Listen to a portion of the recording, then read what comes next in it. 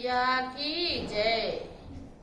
बोलो लक्ष्मी मैया की जय। आज दीपावली की रात है और लक्ष्मी माता का पूजन है। आइए एक बहुत सुंदर बहुत प्यारी कहानी सुनते हैं। एक शीला नाम की औरत थी। वो बहुत अच्छी थी, बहुत सज्जन थी, लेकिन एक बार उसके घर पे विपत्ति आ गई। उसके दो बच्चे थे, एक बेटी एक बेटा।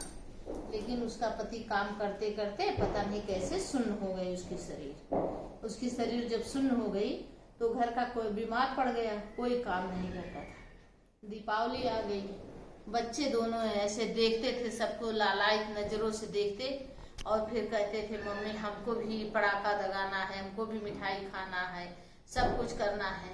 और उसके मकान मालिक आए, उसको आफत मचा दिए। अब वो बेचारी अपना किराए का मकान बचाए और कि अपना ये देखे। मकान मालिक उसको बहुत परेशान करते थे, तो उसने बहुत हाथ पैर जोड़ा मकान मालिक से कि भाई साहब मैं कल आपका किराया जरूर दे दूंगी, आज दीपावली की रात में मैं कहाँ लेके अपने बच्चों को जाऊंगी। बहुत कहे तो उसको 2 दिन की मोहलत दे के मकान मालिक के।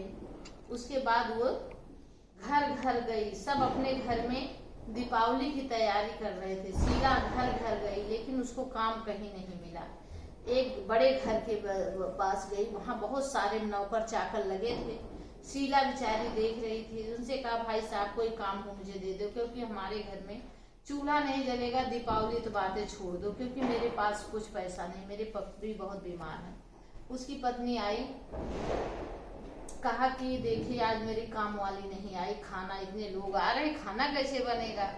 तो उसने कहा कि देखो बहन जी तुम इतने लोग का खाना बना लोगी। कहा हाँ मैं खाना बना लूंगी इतने लोग का। तो उसकी पत्नी कहे नहीं नहीं नहीं, देखो फर्नीचर ऐसा है, इसका कपड़ा देखिए, वो मैं इससे खाना बनवाऊंगी, नहीं बनवाऊंगी। कहीं मैं दूसरे को देखो मैं व्यवस्था कर ले रही हूँ दूसरे को, लेकिन इससे खाना नहीं बनवाऊंगी। रोती बिलखती वो अपने घर चली आई। सब आज रात हो गई, शाम हो गई, बच्चे वैसे भूखे, सब लोग बाहर पटाखा दगा रहे थे, सब कुछ कर रहे थे। बच्चे जाके बाहर दोनों बैठे थे, दोनों बाहर बैठे थे। तो वहां गणेश और लक्ष्मी माँ ने कहा देखो चलो इस दिन तो हम लोग जाते हैं पृथ्वी लोक पे और भ्रमण करते हैं, देखते हैं किसके घर कैसी पूजा है, क्या है, कैसे मेरा भक्त कौन है। जब चले तो कहें हाँ चलो। लक्ष्मी मैया और गणेश जी आए, कहे कि रूप बदल लो। आए तो देखे वहां दरवाजे से वो अपना दोनों बच्चे बाहर बैठे थे। कहे बच्चों क्यों यहाँ बाहर बैठे हो, सब तो दिवाली मना रहे हैं। कहे क्या करें मेरे पिताजी बीमार हैं और हमारे घर में कुछ खाने को नहीं है, और मेरी माँ जो है थोड़ा से साग बनाई है और नहीं खिचड़ी बनाई है, वही अभी हम लोग खाएंगे। तो कहे कि चलो अंदर देखते हैं। अंदर आए तो वो कह रही थी हे लक्ष्मी मैया, हे गणेश जी, सबका कष्ट काटते हो, मेरा भी काटो, क्योंकि देख रहे हो सुबह मकान मालिक हमको घर से निकाल देगा, हम बच्चे लेके कहाँ जाएंगे।